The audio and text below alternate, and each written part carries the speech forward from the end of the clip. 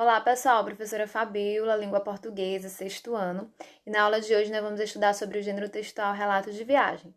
Todos nós, em algum momento, já fizemos alguma viagem, e aí quando nós chegamos, ficamos com aquela vontade de falar às pessoas mais próximas, o que achamos da viagem, os lugares que conhecemos, as situações vividas.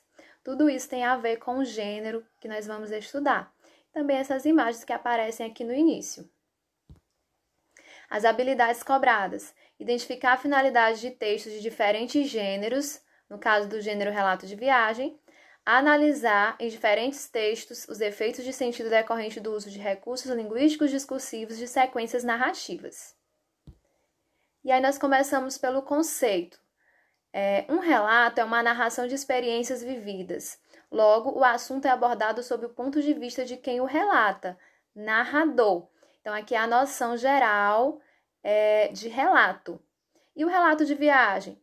Um relato de viagem refere-se, então, a uma narrativa em que alguém conta as experiências que vivenciou durante uma viagem. Então, por isso, o nome relato de viagem, experiências vividas durante uma viagem. Bem simples. Intenções principais, com que objetivo se escreve um relato de viagem?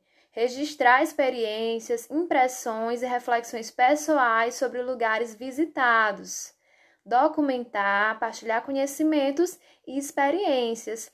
Então, nós observamos que o relato, ele também é um texto bem subjetivo, ou seja, que envolve emoções, quando ele fala aqui de impressões, reflexões pessoais.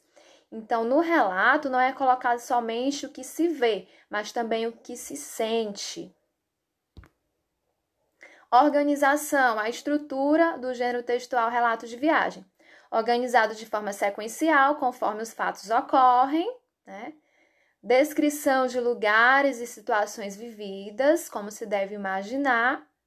Indicações de tempo e espaço, então, o tempo em que os fatos ocorreram e os espaços visitados também.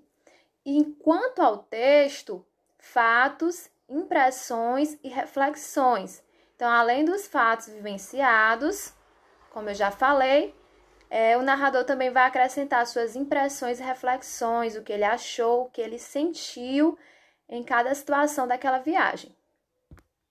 A linguagem, escrito na primeira pessoa, que pode ser o eu ou nós, Formal ou informal, dependendo do autor e dos interlocutores. Então, a linguagem pode ser tanto formal, aquela mais padrão, quanto a informal, aquela mais do dia a dia.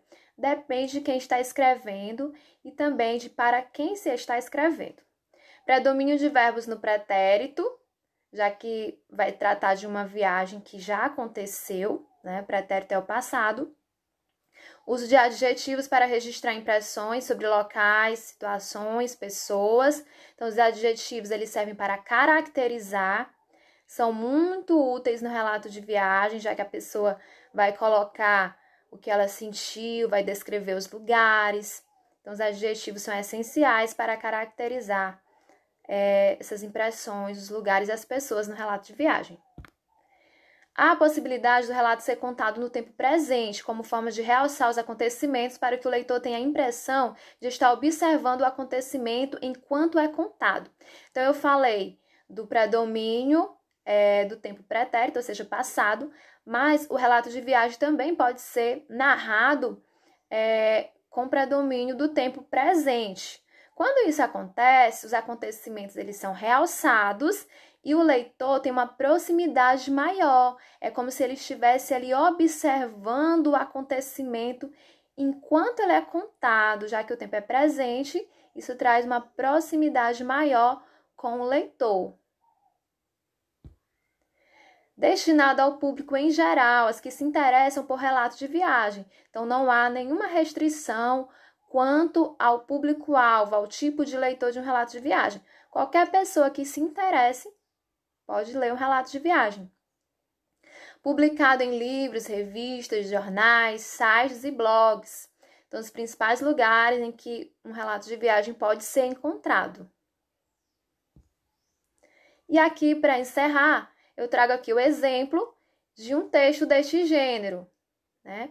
O texto a seguir faz parte de um livro chamado 100 Dias entre Céu e Mar, em que Amir Klink relata uma viagem de travessia do Atlântico Sul. O navegador percorreu 7.000 quilômetros da Namíbia, África, à cidade de Salvador, Brasil, entre 10 de junho e 19 de setembro de 1984. Então, nós vamos conhecer um relato de viagem que traz a aventura de um navegador chamado Amir Klink. E essa realização dele aconteceu no ano de 1984. E ele entrou para a história, né, do Brasil. Então, nós temos aqui já o trecho do relato de viagem. De fato, nada colaborava para que eu achasse normal a paisagem à minha volta. Ondas completamente descontroladas, águas escuras, tempo encoberto, um barulho ensurdecedor. Por onde andariam as tranquilas águas azuis do Atlântico de que tanto ouvi falar? Sem dúvida, longe da África. Então, ele começa aqui falando das experiências de navegação. No fim do dia, ao me levantar para amarrar os remos e jogar a biruta no mar, antes de ir dormir, olhei para o horizonte e, em vez de mar, como imaginava, o que vi? As dunas do deserto. Durante a noite, enquanto dormia, o barco derivara de volta e eu me encontrava novamente junto à costa. Ele continua aí com a narração da aventura dele no mar. Naquela mesma noite, fui acordado diversas vezes por ondas que golpeavam o barco com impressionante violência. O mar parecia ter enlouquecido e não havia mais nada que eu pudesse fazer a não ser permanecer deitado e rezar. Então, nós vamos observando aí o uso de adjetivos, por exemplo, impressionante, né? O uso das impressões, das reflexões e sensações do narrador, que é o Amir Klink, como nós observamos que são características do relato de viagem.